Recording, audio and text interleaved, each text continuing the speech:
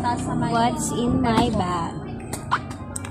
By the way, thank you sa sister ko for giving me this bag. Tapos, ito yung laman, guys.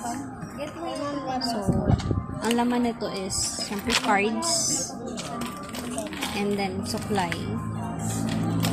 Tapos, I have this. Days before April. This is my ever favorite na lipstick, guys. Kasi ano siya, matagal siya matanggal. And then, for the hair, tapos, another, ayan, lip tint. This is from Happy Skin. And then, ano pa ba? And, syempre, sunscreen. Yan yung gusto kong sunscreen. Oh, super ganda niya gamitin.